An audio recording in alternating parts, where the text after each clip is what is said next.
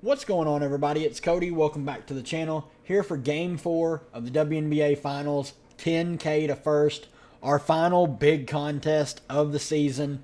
Obviously, if this series was to go to a fifth game, it will be on Sunday, and the contest will be bad because it's going head-to-head with NFL.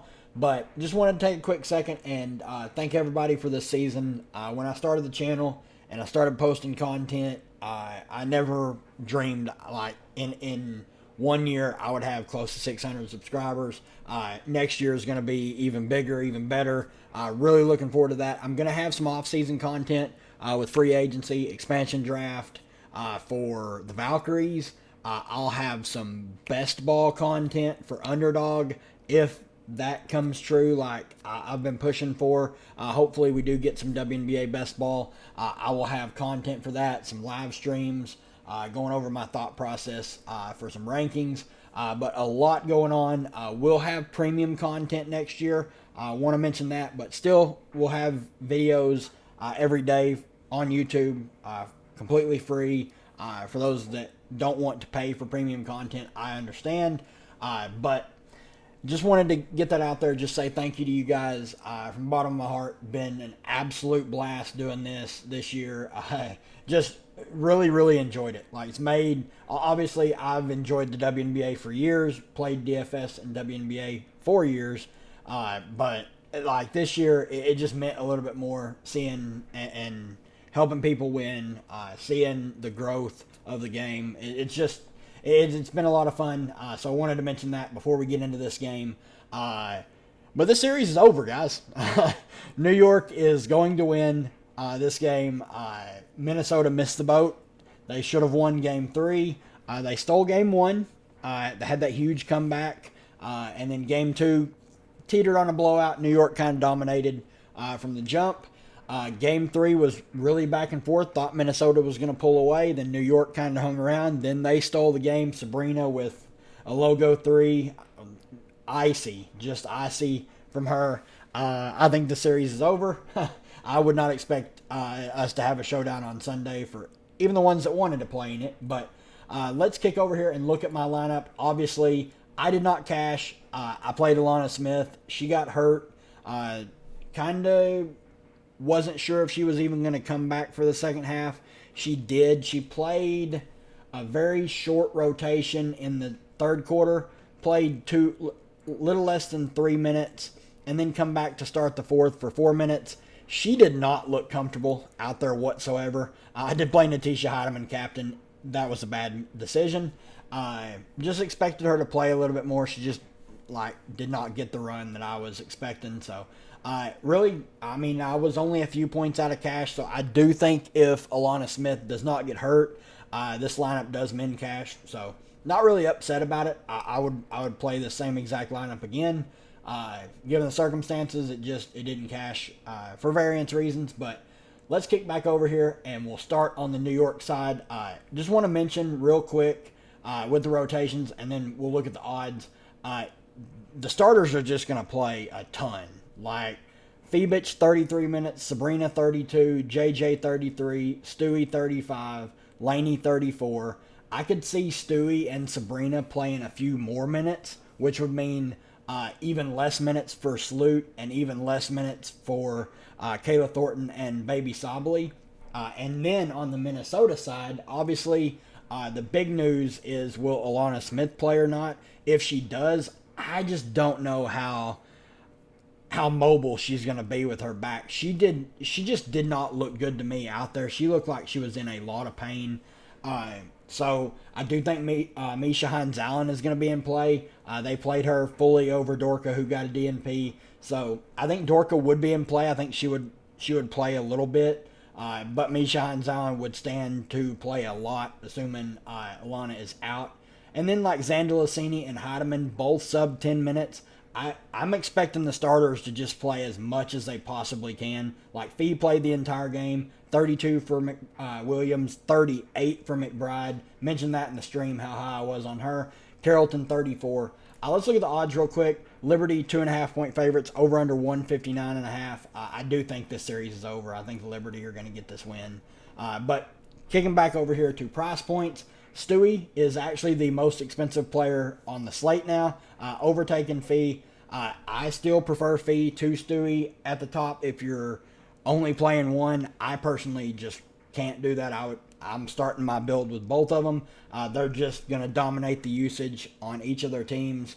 They have the most peripheral upside on each of their teams. And like we know, Fee's going to play the entire game.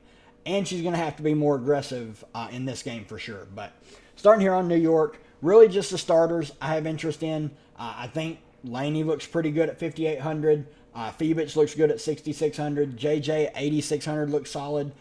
Sabrina 10K, really hard to play her if you're paying up for Stewie and Fee. But I think Sabrina makes for a solid contrarian play. Her floor is just a lot lower than what Stewie's shown of late. I mean, Stewie, she's just been dominating, like 5 stocks, 8 stocks, 2 stocks in the 3 games, dominating the peripheral stats, scoring at will. I mean, she kept them in this game for a large majority of the game, and then Sabrina just went nuts late. But I do think Laney is a little bit underpriced. I think they adjusted her price a little too harshly.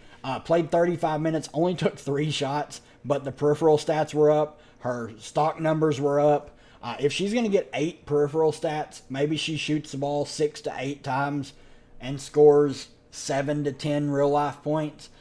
She can easily pay off 5,800, so I do like the price tag on her. If you're dipping down to anyone on the bench, if they're all going to play close to 10 minutes, my favorite would be Baby Sobley. She's the best fantasy point per minute of the 3. It's either her or Sloot, but like Sloot 1K more expensive. I would just rather play Sobley for the discount. Then on the Minnesota side, I mean, Alana Smith news is huge. Obviously, we will get it because it's the finals. Like they can't not announce if she's out or if she's playing. I would expect her to play.